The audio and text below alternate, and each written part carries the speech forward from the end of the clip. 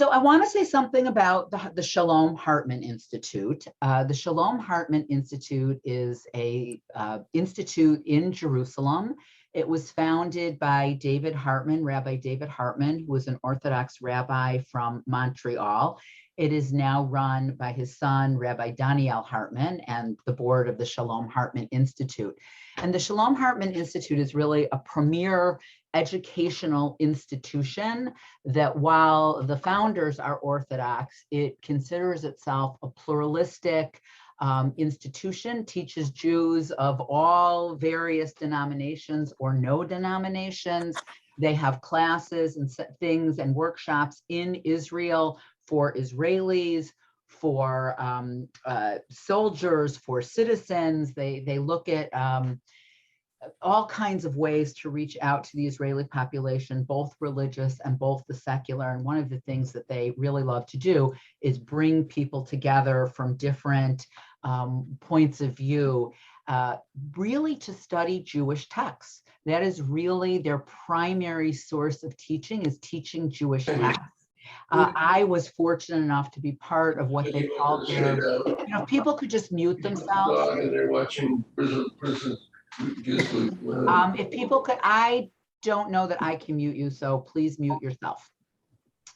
I was fortunate enough to be chosen to be part of their Rabbinic Leadership Institute, which was a 4-year program that brought me to Israel twice a year to study with a group of our cohort, a group of rabbis, twice a year for 3.5 years in Jerusalem, where regardless of our denomination, we studied Jewish texts. We could study together. The one thing that we never did, because we couldn't do, is we could not pray together, since there was no way to overcome those that would separate men and women couldn't fully participate from those of us that would have, only been comfortable praying with full participation of women. So we could study together and we could speak a common language around Jewish texts, even though our religious practice was so very different. In recent years, I've been involved in a remarkable program that they've offered called MLI, Muslim Leadership Institute, where they bring Muslim leaders from North America twice a year to study Jewish texts in Israel. So the Muslim leaders that go actually have to be incredibly brave, because as I spoke about cancel culture on Rosh Hashanah, very often they will be absolutely canceled for daring to travel to Israel. It is fascinating that it's not an interfaith program. It's not about Jews learning about Muslims and Muslims learning about Jews. It's about Muslims that want to learn what is the Jewish point of view on Zionism and our connection on the land and of the land, just to understand how Jews think and feel. They don't have to agree. They don't have to like it, but you can imagine the kind of person, the kind of Muslim leader that would be open to even hearing this narrative. And they do things in North America with Jewish leaders bringing us together, and it's been really an incredible experience. And I wonder if I would be as open-minded to devoting several years of my life to just learning about people that I really disagree with and their point of view. It's really remarkable that they're willing to do this.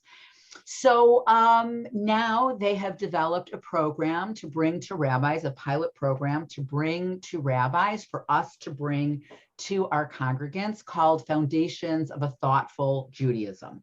And so it's really probably about 2 years of material, but it's broken up into different topics.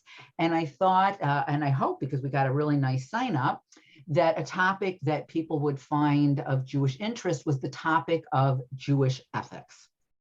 And so what we're going to be doing together over these 8 weeks is looking at different topics, but using traditional Jewish sources to understand the foundations of Jewish ethics. So, I can't even remember who said this. For some reason, I heard this repeated not that long ago. I can't remember the judge that said, I can't define what pornography is, but I know when I see it. That's kind of what Jewish ethics is, right? Like we all probably have a sense that we know what Jewish ethics are. But if I had to ask you, sort of, well, then what is it? Probably be like, do unto others as you would have them do unto you, right? That would probably be the something that you could say boldly about Jewish ethics, but knowing really sort of, okay, so what are the texts that we base these things on, and how has it really developed throughout history? Because if you were looking at Jewish ethics in the time of the Torah, we would find things that were considered ethical in the time of the Torah that we probably would question whether, or even know that this is not ethical today. And the same would be true of the rabbinic period and the medieval period. And even frankly, probably if we were looking at ethics from 50 years ago, how Jews, how human beings looked at the world 50 years ago or 20 years ago, on questions of what we consider ethical. It has changed very drastically, as we know, probably in a very short amount of time.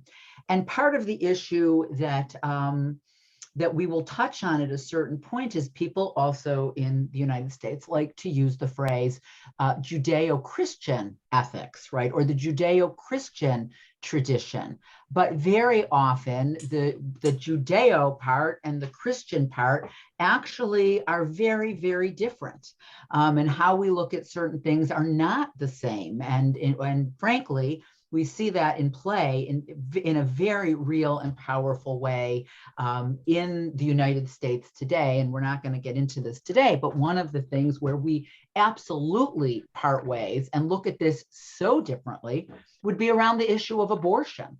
What Jews think about abortion and the legality of abortion, and what religious Christians think about the legality of abortion could not be more different. And very often Jews are surprised to find out that we do not think about it in the same way as Christians, because the voice that you usually hear the loudest in the public sphere is the voice of religious Christians. So in many ways, what we consider our ethical framework of how we look at things may come from certain biblical foundations that are similar, but we have in Judaism what's called an interpretive tradition, which means we reinterpret our tradition generation after generation. And so for us, how many of you remember the movie The Chosen? Anybody remember? Or the book? I mean, it was a book before it was a movie, right? And one of the things, if you remember it, he talks about the Danny Sanders character who wants to be break with his community and be I think a psychiatrist, is trying to study Freud. And he realizes that you can't just read Freud, right? You have to read the commentary on Freud to understand Freud. And he understands this because he's like, Jews don't read the Bible. Jews don't read the Torah to say, what are our ethics and how do we behave? We get our foundation from that, but Judaism is an interpretive tradition, meaning that we look at many other sources throughout our history to interpret how it's been interpreted over millennia. And we are a 2,000-year-old interpretive tradition. And so I also feel sometimes when we study Jewish ethics and we look back at some of the sources, as we will begin to do in just a few moments, is we also have to be sort of kind and understanding, right? It's easy to read certain sources and get a little outraged. Like, what do you mean? We're going to look at a source in a little bit, but what do you mean, the Torah allowed for capital punishment? What do you mean the Torah, thought homosexuality was an abomination? What do you mean that women were considered, the possession of their husbands? And it's like, well, what I mean is what I mean. because that's how people believed in those days. And while Judaism sometimes was ahead of the curve in certain issues, none of us should, clutch our pearls that Judaism was also a product of its time. But rest assured that we're going to see that Judaism also develops in its ethical structure and reinterprets things that that the Torah, permitted or promoted, and so many of those things no longer stand today. So where we're going to begin today, and I'm hoping it's a little challenging to try to have a discussion over Zoom, but not impossible. So I'm hoping that we will be able to look at these texts together and to be able to hopefully maybe, discuss them a little bit together. And I appreciate very much that most of you have your cameras on. I realize it's not always comfortable at every moment, depending on where you are or what else you're doing in the background to have your camera on. But it's very nice to be able to teach and see people's faces and not just teach to black squares. So I appreciate that. So what we're going to look at today is we're going to begin at the beginning, right? We're going to begin at the beginning. And if we begin at the beginning, it means that we have to begin with the beginning of the Torah and the book of Bereshit, and look at the stories, some of the stories from the creation of human beings. So it's kind of the beginning. We are at the beginning, basically, of the book of Bereshit in our Torah reading on Shabbat morning. We're a couple parshiot in, but this time of year is always a good time for Jews to go back to the beginning. So we're going to look at this morning what Rabbi David Hartman, Alav HaShalom, he called it creation ethics. And what that means is that we will begin by looking at the stories of creation, right? The creation of the world.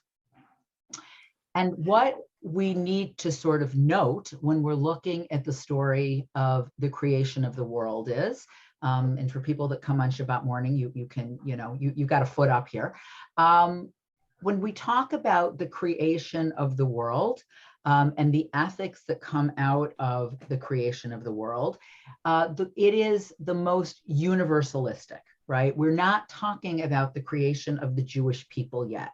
We're talking about the creation of the world. When we started, Rashi, who's one of our great medieval commentators on the Torah, Rashi lived about 1,000 years ago in France and wrote a commentary on the entire Torah and on the entire Talmud without a computer. He probably had a lot of students helping him, but it was a unbelievable feat. And Rashi asked the question, why does the Torah start with the creation of the world? Like, what does this have to do with the Jewish people? If we think of the Torah as a book of law, why don't we start with the laws? Like later on in the book of Exodus, we get laws about how Jews are supposed to behave. Why are we starting a story that has, that talks about how the world was created?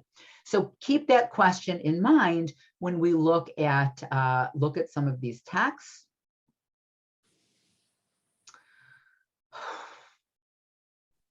All right. Hold on one second, because Brian had this all set up for me, and now I'm not 100% sure why.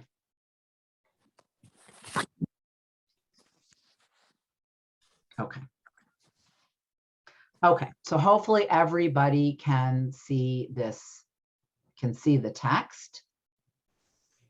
And I apologize because now I can't see any of you. So the first text that we're going to look at is from chapter 1 of the book of Genesis, of Bereshit, chapter 1, verse 27 and 28. So what has happened prior to these, what happened in the first 26 verses, just to remind you, what happened in the first 26 verses is that we're told that God begins to create the world. And on day 1, God creates, right? It's evening and it's morning, day 1, evening and morning, day 2, when we go through the creation of the world, the sun, the moon, the separating the waters and the earth. And we get finally to day 6, which describes to us the creation of human beings. So we're told that God created the human being in God's own image.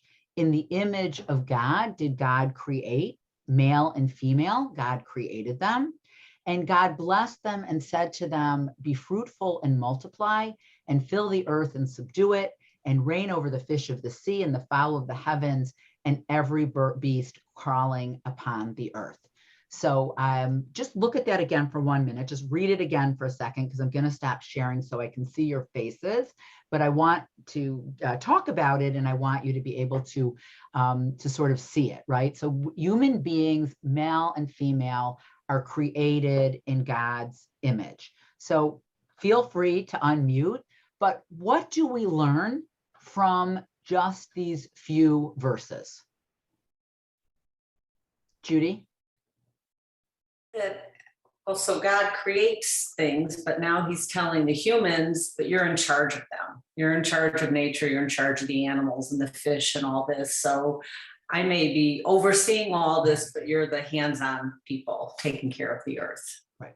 So God creates the world and then turns it over to human beings. So part of the idea of when we talk about the ethics of creation is that human beings are partners with God in the world.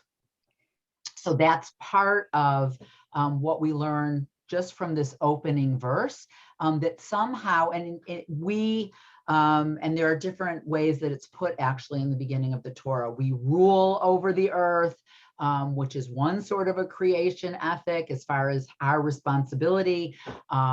It's in other places, it's a little milder that, we're supposed to care for the earth. And we, over the course of thousands of years, human beings are caught, right? Still even today, between our responsibilities of caring for the earth and ruling over the earth. So that's one of the things we learn from this. I think Sharon Silver had her hand up. It was a mistake. Oh, okay. All right, Rosette. He also talked about that there's like a spark of us, that he created us in his image, both man and woman. Okay, so this is extremely important when we talk about Jewish ethics, that human beings are created in God's image. I give thanks for this verse every time I read it for many reasons, but one of them is, if God had not said in the Torah that women were created in God's image, it would have been probably very likely that this verse would have been interpreted that men were created in God's image and women were created from Adam's rib, right? Somehow we're a helpmeet, we're a sidekick, women were created in men's image would have been a logical interpretation for ancient people, particularly because we do have the second story about the rib.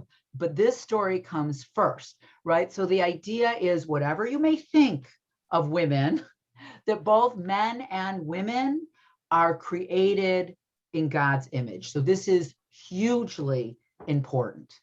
But then also, probably underlying even more important, that I'm going to ask the question, which is going to sound rhetorical, but isn't, who's created in God's image?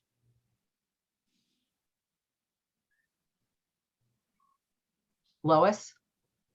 It's not a trick question, really. It's just so obvious that you could also. I was going to say, men and women are created in God's image, but animals are not. Correct. Very important. Animals are not.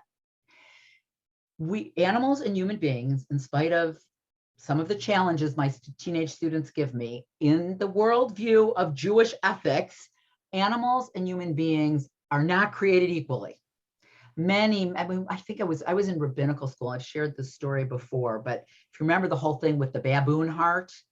So we had a Jewish ethics curriculum for high school students. And the question was, animal life versus human life, what takes priority? In the world of science and medicine, it is very clear you can sacrifice, if you could use a baboon heart to save a human being, you do it.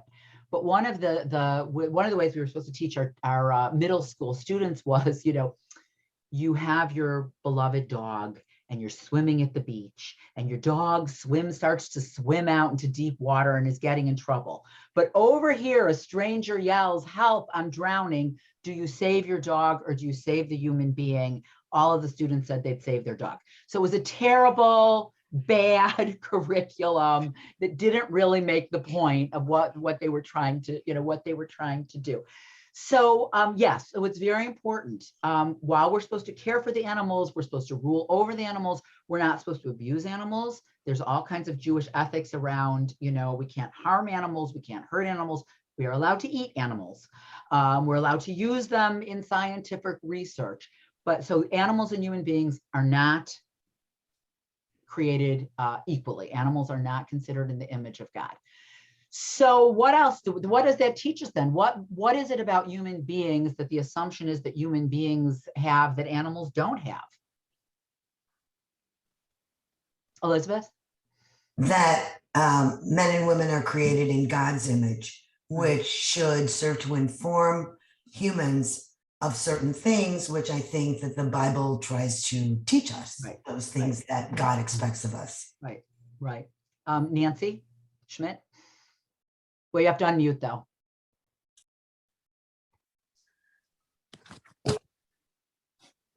Would assume a brain. Right. It could be a brain. It could be a soul, like something that we have that animals don't have, make us created in the image of God, which means that, because we know that in our tradition, God doesn't look like anything. So what we have that's in the image of God, even though is not a physical being, right? It's something intrinsic, internal. It's our brain, it's our rational mind, it's our soul. Whatever it is, this almost somewhat undescribable thing that we have, that animals don't have, that's what makes us like God. And so that gets sort of back to, if it's not what we look like, it sort of gets back to the question that I asked. And again, it's not rhetorical, but it's so obvious. So who's created in the image of God? Everybody. And that means the people that don't look like you. And, we're not even quite there yet. We're not even quite there yet as a society, right? But this idea that you look different, the color of your skin, whatever it is, you look different, therefore you are, what American history buffs remind me, what was it in the Constitution that black were what, three-fifths, right? Right, this idea that somehow that you could quantify that a human being was not really a human being, right? That's an absolute violation of this idea that every human being is created in the image of God. So this beginning of the Torah is the most universalistic, right? Not Jews, not Israelites, not just the people that look like you or live near you or share your values, or follow your Torah, everybody. So this is really the foundation of Jewish ethics, that every human being is created in the image of God. But then that raises the question of, what do we owe every human being and how would one actually conduct themselves? I'll just tell you a little story that's happened. So my husband, Dan, teaches a class, Explore Jewish Chicago, for DePaul every fall. DePaul has this, they're called Explore classes. It's every freshman has to take a class on a various topic, but the real goal of the class is you have to be out and about in Chicago. So it really teaches you how to use public transportation when you're new in Chicago. So there are a million different topics, and Dan chose to create one called Explore Jewish Chicago. It would actually be such a great class for the synagogue, but it has to take place during the day on a weekday, and people have to be willing to go out on field trips. So not everybody, we don't have a lot of people that are available to do that, and certainly not so much during COVID. But he takes them to all of these Jewish organizations. And one of the things that he struggles with every year, and this year was no different, is he took them to the Ark. And the Ark tells the students, some of them are Jewish, some of them are not Jewish, that anybody that comes to the Ark the day that they come, they can, they can get services regardless of whether they're Jewish or not. But all of their long-term clients, they only serve the Jewish population. And he has students that say, oh, that's so exclusive. That's so exclusive and it's wrong. So, and then Dan's head explodes, right? I mean, like his head explodes. And so he's actually launching research. And if anybody knows anything about this, we must assume that there are Muslim organizations and there are Christian organizations that serve their population. Like, it doesn't seem like there's anything unreasonable that you raise money from the Jewish community to help your people. Like, that's what Jews have done, right? That's part of, we're going to, part of Jewish ethics. And to see people, and sometimes young Jewish people, they're not always not Jewish, point this out as a problem, you like could make your head could explode, because we do have other Jewish organizations that actually do help non-Jews, and we do have an ethical responsibility. But the question becomes, when you sort of, the idea, and we're going to look more at this later on, you have this universal ethic about how everybody should be treated or respected, but you also have certain responsibilities towards your own community, which in my entire, this is the lovely thing about the challenging thing that I can't figure out in my own mind now that I'm 61. I can't really figure out if what I'm experiencing is just normal generation gap that every human being goes through, and that what many of these young people think, that I think is crazy, is exactly what every generation has thought that has ever lived on Earth.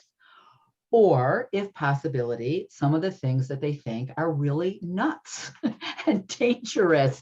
And I can't really quite figure that out. So I don't know. Elise? I'll have Dan look at the history of Chicago. I can't speak to any other city except perhaps Montreal. Mhm. The Jews were left out of social groups. The Bar Association did not accept Jews, Right. so the Decalogue Society was formed. Any kind of social and probably service organizations back when our parents were young would not accept Jews, and the only way that Jews could get together to socialize or to help each other or to form cliques and professional contacts was to have their own. So many, and I wouldn't be surprised if it was most of the Jewish organizations, including the ARC, are a response to being excluded. So Dan should look at it reverse, not why do they exclude the others. No, he's got all that because he goes through the history. No, but and he can try to explain that to the kids, but I think that, as you said, it's a different generation, Right. And kids don't understand things like, or didn't understand things like the signs on apartment buildings that said no Jews and dogs allowed, but now they understand Black Lives Matter and maybe teach it Right. in relationship to Black Lives Matter. Okay, I don't want to get too far off topic, because I want to look at some more sources. Look, the idea is not why these things were founded and why they were needed at a certain point. It's an interesting, though I think wrong-headed question, which is, is there still merit in saying Jews raise money to help other Jews? I happen to think that, when we talk about Jewish ethics, is like a no-brainer. All right, let's go on and I want to do another source, because then the question, of course, becomes, what do we actually owe other people, right? What do we actually owe other people? So here is another time in Genesis, one of the only other time where we're reminded that human beings are created in the divine image. And this is talking about the concept of murder. And surely your blood of your lives I will require, from every beast will I require it, and from the human being, even from every person's fellow will I require the life of the human being. One who sheds a person's blood by human being, shall their blood be shed, for in the divine image did God make the human being. So now we might struggle with this a little bit more, but what this text is saying, that since every human being is created in the divine image, that if you murder someone, you are liable for capital punishment, right? How do you avenge someone's death? You have to kill the person that murdered them, right? So as I said, it's a little bit maybe disturbing to find out that the Torah had no problem with capital punishment. But the idea is, and again, this isn't just if you kill a Jewish person, you are, you have to pay the ultimate price. If you kill any human being, so the question is what do you owe somebody that's created in the image of God? Every human being, you can't kill them. Now, again, that might sound obvious, or you might say, and the teens always like to be like, well, what about war? So yes, you can kill people in a war. Like the Torah has the concept that, sometimes people go to war and sometimes, people are killed in war. But the idea that you just can't go around killing people that you think don't really count, right? Are less than you, because for whatever reason, like you just can't. And so the idea that you are then liable begins really the conversation then of, what is it that we owe every human being? So the first thing that the Torah would say we owe every human being is not to kill them, right? So to create a society where people are safe, right? Where people are safe from, and again, living in Chicago, right? And living in a place where murder is a pretty common occurrence, right? It's not so like, we could take some of this stuff for, the Torah, what the Torah thought thousands of years ago, but human beings still really haven't gotten the hang of not killing other human beings, right? As sophisticated as we think we are, as evolved as we think we are from, what the Torah thought about certain things, the idea that we still don't really have a society. We don't have a society, we don't have a society where we have figured out a way to have people stop killing other people because they don't like them, or because there's in their turf, or because we just have too many guns. And when you have too many guns, people get killed. So that's, people have asked me over the last 6 years, how do I decide if I am, let's just say, in disagreement, which would be a mild term. If I'm in disagreement over, let's say, the policy of our government or the policy of a former president, how do I decide what to speak about, what to say about that on the Bima, right? What can I say about that on the Bima? Because after all, I'm not, rabbis are not supposed to be involved in partisan politics. So first I say, thank God I'm an Am Yisrael, but then we pass through the charts on that. But my rule of thumb, and many rabbis, I didn't invent this, but many rabbis' rules of thumb was, is there a political issue that has its basis in Jewish sources? So as much as I might have an opinion about the former administration's policy on China, or whether I might have an opinion about, how much money should be, but fiscal policy, right? I don't know. I'm pretty sure that our Jewish texts don't really have that much to say about our policy with China.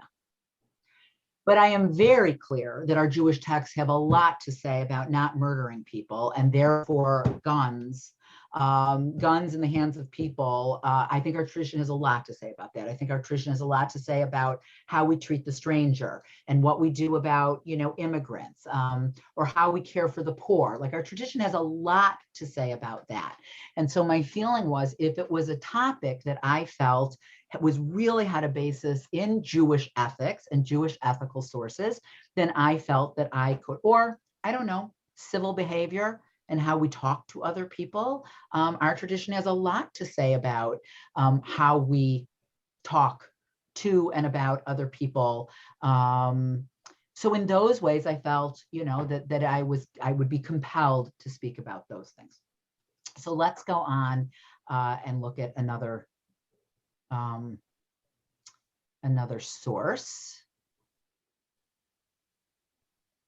Okay, so this is sort of an interesting one that just, again, sometimes these things feel like, Judaism doesn't, the Torah doesn't say, I am now going to speak to you about Jewish ethics. And so we're going to have a whole chapter that's going to only address Jewish ethics. The Torah doesn't work that way. So the Torah could have a verse here and then a verse there and maybe a couple verses and then talk about animal sacrifice and then come back to talk about something else. So they tend to get mixed in and they have to then be picked out. So what do we owe other human beings? You shall not deliver to one's enslaver, a slave who is saved from their enslaver with you. They shall dwell with you among you in the place which they shall choose within one of your dwelling places, where it is good for them, you shall not wrong them. So again, like this is, so what is this text telling us? So, well, I don't know. I was going to say this isn't an issue in the United States, but that was stupid because of course it is. We know that there are people enslaved even today. It's not the traditional chattel slavery that we think of when we think about slavery in the United States, but we know that people are enslaved today. Women are sex slaves. People are here. We don't know who the heck holds their passport. But what should happen? What do we owe a runaway slave? What does Deuteronomy tell us we owe a runaway slave? Marcia? No slave catchers. No slave catchers, right? Rosette, is that what you were going to say? You're going to add to that? But you're still muted. Sanctuary. It talks about providing a safe place for them. Right. So we might not be able to free. It's interesting because the Torah actually allows for slavery, so it's an interesting juxtaposition from a book that says that you may have slaves to what happens when one of those slaves runs away.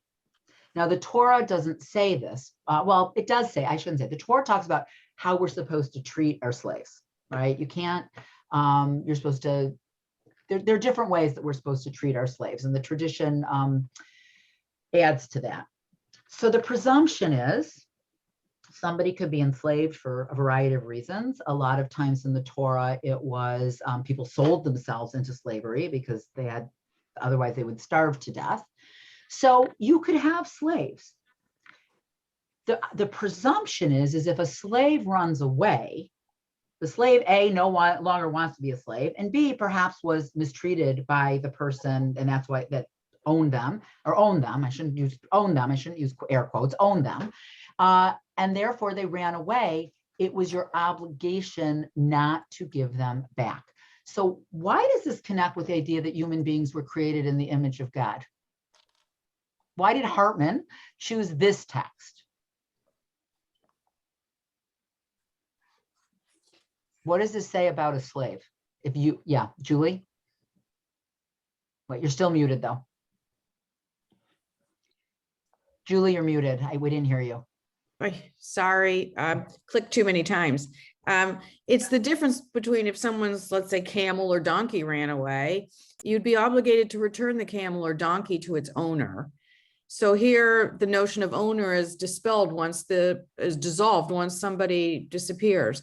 But I want to say I don't think we should be sugarcoating Jewish history too much because, as a person who works in the Jewish Middle Ages, Jews were pretty big slave traders. And this persisted even into the early days of this country. So I think we have to look at our past pretty carefully. I'm not sure how their rabbis interpreted that.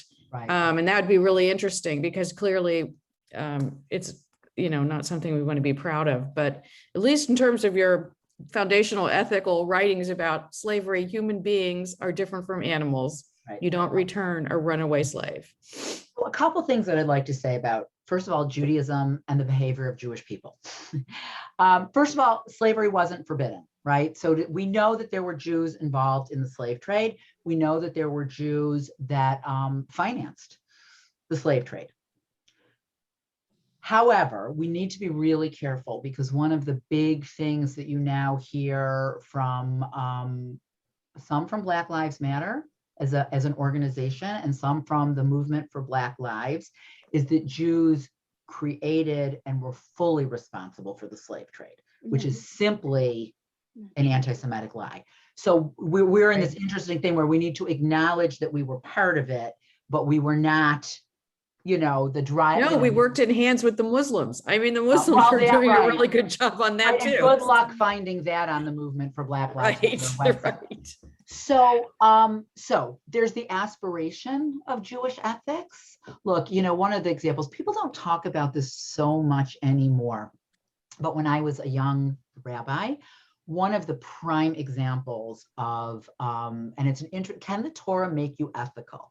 So one of the prime examples from more modern times that people loved to tout were the Orthodox nursing home owners, right? That were abusing, or providing horrible services that were abusive, but would walk around with their kippah on, right? That was sort of this. Part of it was more than a stereotype because people were getting arrested and these things were happening. But the idea of, can the Torah make you ethical? So the answer is the Torah really can only make you ethical if you want to be ethical. The Torah can't take a non-ethical person and we all know that stereotype. Like, we like to blame Orthodox people, but you know what? I know plenty of people that aren't Orthodox that the Torah wants us to be good people and they're miserable people. They're not that good, so it can only make you ethical if you want, and you have to work at being ethical. It's not something that, just innately happens. So that's sort of the first thing. So, and the Torah allowed for slavery, but I think Julie's point is really important in that we talked about the distinction between animals and people. The Torah talks a lot about if you find a lost animal, you must return it. If you find a runaway slave, you must not return it. So this runaway slave, even though they're poor and they're poverty stricken and they have zero status, they're a human being that needs to be treated in a different way than an animal. You owe them something. So we owe people not to be murdered. We owe people not to be abused by the person that, owns them.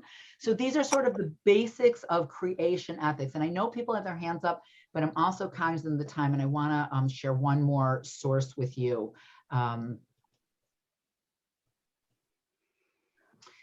This source is from the Mishnah. I'm sorry if I'm making people dizzy by scrolling. The Mishnah, so the Torah and the Bible are from the period that we refer to as Biblical Judaism. The close of the biblical period really ends, actually, I would say, if we think about, before Hanukkah, before the Hanukkah story. The beginning of the rabbinic period is a little bit over 2,000 years ago. And the Mishnah, which this is from, is really the first, it's 6 volumes. It's the sort of the first compilation of really sort of the beginning of the interpretive process of Jewish law. And some of this may be familiar to you. Parts of you may not know that it's from a Mishnah, that it's from rabbinic literature of 2,000 years ago, but some of it may sound familiar to you.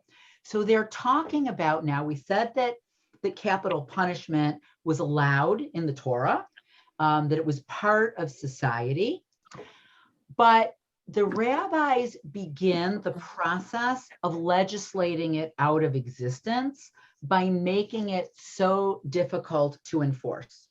So now you have a capital case, right? You've got a capital case, it's a murder, and witnesses, you are now cross-examining the witnesses. How did they admonish witnesses in capital cases? They brought them in and admonished them, saying, perhaps you will say something that is only a supposition or hearsay or secondhand, or even from a trustworthy person. Or perhaps you don't know that we shall check with your examination and inquiry. So if they first start by questioning the testimony, right? Are you sure that you heard this correctly? Are you sure, even if you heard it from somebody you trusted, but it's a secondhand source? Did you know that we were going to question you? So you begin, I mean, for us as moderns who like watch, unless you're a lawyer and you watch, you watch it on TV, you understand this idea of cross-examination, but this is a source that's over 2,000 years old, right? So the idea that you owe somebody a fair trial. And of course, if you can discredit the witness, then even somebody that perhaps is guilty could walk away free, which is better, right, than killing somebody that's innocent. Know, moreover, that capital cases are not like monetary cases. In monetary cases, a person may pay money and so make atonement, but in capital cases, the witness is answerable for the blood of who is wrongfully condemned, and the blood of their would-be descendants to the end of the world. So in a monetary case, people can pay back. If you made a mistake and you convicted somebody and it was overturned, they could be reimbursed. But once you make a mistake on a capital case and the person is killed, then you're liable for murder, witnesses.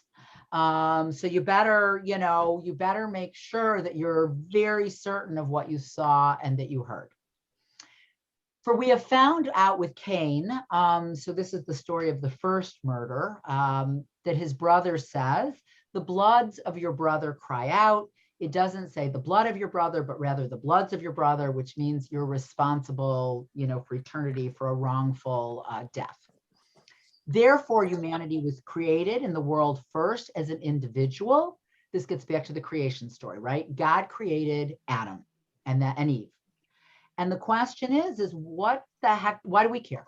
why do we have to hear the story of Adam and Eve? We're not even Jewish, and frankly, we're not even sure that, we probably believe today that they're not even real, that they're mythical characters. So what do we care? Why is the story important to us at all? Humanity was created in the world first as an individual to teach that if any person is caused a single life to perish, they are deemed by Scripture as if they had caused the whole world to perish. And anyone who saves a single soul, they are deemed by Scripture as if they had saved a whole world. For anybody that saw Schindler's List, now you know where this quote is from, right? You cause one person to perish as if you caused the whole world. You save one person as if you saved a whole world. And why were human beings? Again, a single person was created for the sake of peace. It hasn't worked so well among humankind, that one should not say to another, my father was greater than your father. So let's just stop there. Why were Adam and Eve created as a couple? Why are we told this whole story about this first couple? What does it mean then to be created in the image of God? Lois? We are all descendant from the same couple, and so we are all brothers, cousins, relatives. Right, we're all right. Elise? God said, you're holy because I'm holy. And it relates to the individual. Each person is holy because God is within them, and not God, as you said, as a concrete thing that can be pointed at, but God is the concept. I think part of the problem, to go back to what you were saying, people don't believe that people are holy. They don't see murder the way they're taught to see murder. They'll talk about their spirituality, they'll thank God, they'll talk about God, but they don't really believe that because God is holy, the person that they just killed was holy. So I want to be careful with Torah text, because part of Jewish ethics and part of this is being close readers of the text. The segment of the Torah that says, you shall be holy for I am holy, talks to Jews about Jews. And that's why it's really important that we have this other text that talks about human beings as human beings, right? Because just as I said, if God didn't say, or the Torah didn't say that women were created in the image of God, it would be very easy for the ancients to have assumed just men. If the Torah hadn't given us the story of Adam and Eve, when we're told that we are supposed to act holy, we would have said, yes, because Jews were special, we're different, all those other people out there. So in an interesting way, they're kind of partner texts, right? They're partner texts because one is very universalistic and one is very particularistic. And somehow we, in our tradition, have to hold both things as true at the same time. Like, even though I don't agree with the question, or I think to say that, it's exclusive, that Jews help only Jews in a certain organization, and I think that's insane as a criticism. But it would be easy to see at certain times, that it would be wrong to only help Jews, that we have to balance this obligation that we have to the greater world and the obligation that we have to our own people. And we have two things happening at once. But the idea that, all right, Norm, go ahead. Two things. One, just what you specifically said right now about Jews helping only Jews. Again, as we said before, this is an organization which is funded by Jews specifically to help Jews. If you look at the Israelis, they help anyone, even their enemies, even our enemies, when they have some kind of a catastrophic situation. So I actually love, my very small donations that I make, but I actually love donating to Jewish organizations that actually help non-Jews. And Israel has, when there's earthquake relief, or, they send medics if there's been some, crisis. And if you saw the earthquake in Haiti or in other places as well, when you see that, like, they send these medical teams who set up these tents overnight and have like an operating theater, so I actually really like, there are many organizations that can help other people, but I like when we help, with our identity, helping other people. I'm sorry, Norm, I cut you off. So getting to the text, to me, what the text says is God had two choices. God could have created just the two individuals, or created 100 or 1,000 or a large group of people. If God created a large group of people at once, it would be very easy for some people or their descendants to say, well, I was intended to be in this position. Right. You were only intended to be in this position. That was what God intended. We could make all sorts of interpretations, as it says in the text, that my father was greater than your father, even though they were created together. But by God creating just, and I'm going to say one individual, it's one individual couple, but by God creating an individual, since everybody else comes from that one individual, that makes, when you say all people are created equal, we are created equal because we all came from the same place. Look, this is, again, it's aspirational. Did this mean that Jews never discriminated against anybody, or thought, of course, or the rich people that, read Shalom Aleichem, what the poor people thought about the rich people and how the rich people how rich Jews treated poor Jews, right? This is aspirational. It doesn't mean that there was this utopian society where everybody followed this and they all lived happily ever after.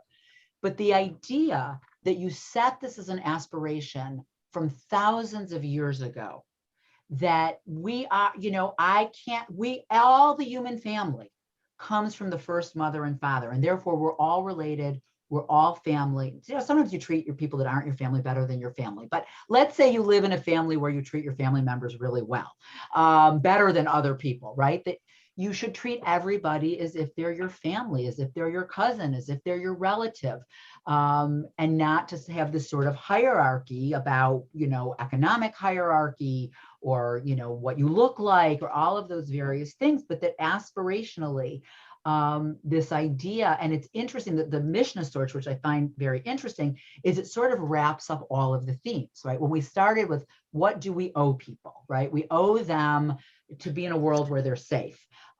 We owe them that if they're in a situation that's not safe and we run away, we don't put them back in a non-safe situation.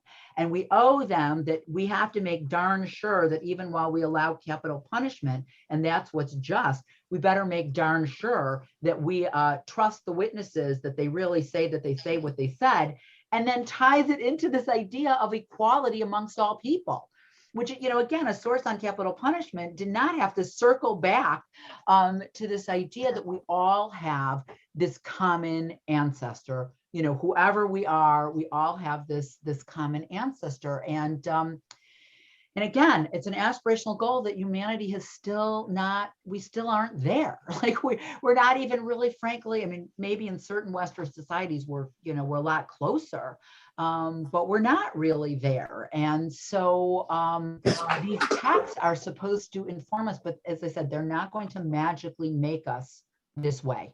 They inform us that this is what we're supposed to be striving for. And it's something that, the work is not done. So Rosette, your hand is up. I don't know if that's because you didn't turn it off from before or if you actually, your hand is up. Lois. So I attended a class that gave me a very good visual, because it is difficult to know. What? Oh, because it is difficult to know, who do you help, and he described it as a circle, concentric circles that get bigger and bigger and bigger.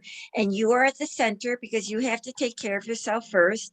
Then you have your immediate family. Then you have your relatives. Then you have your immediate community. And then you have the greater world. And I think it doesn't necessarily mean that's exactly the order that you follow, but it gives you some grounding as to where to start. Right. Thank you. Tikva, did you have your hand up? I want to say something about Adam and Eve. You said that maybe it's a myth.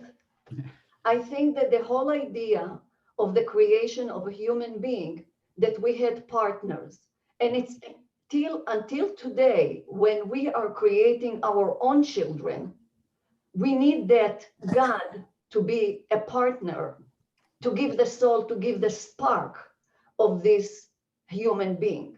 So the myth of Adam and Eve is really just to remind us that each one of us, we were not created without the spark of God. The other thing is about this organization. Judaism believes that Aniyeh Ircha Kodmim. So you have to take care of your own people before anybody else. And that's why Jewish organization, even some of it, help other people. But you have to help your own people. It's like the family. We are talking about the family. And family has to work to help other, their own family first. Look, I'm going to guess that for us, that is the most obvious thing in the world. It's what we were raised on as a Jewish ethic. Of course, we know this to be true. We're fortunate that in the United States, we're a pretty affluent community. So we, can do a lot of good in helping other people. It's so obvious. And that's what's so shocking and jarring to hear. In almost every year that my husband has taken kids to the Ark, people raise this as an issue. And so it's just, it's, again, as I said, I don't know if I'm just experiencing a big generation gap here, or it's not so obvious to other people. So that's why I figure if he can find some places where, Muslims raise money to help Muslims, they've got to exist. And it's, we're not just Jews do that. I mean, we're not the only people that help our own people. Human beings, we didn't invent this. We're pretty good at it, but we're not the only group of people that take care of our own people. David, I'm going to give you the last word. You got to unmute though.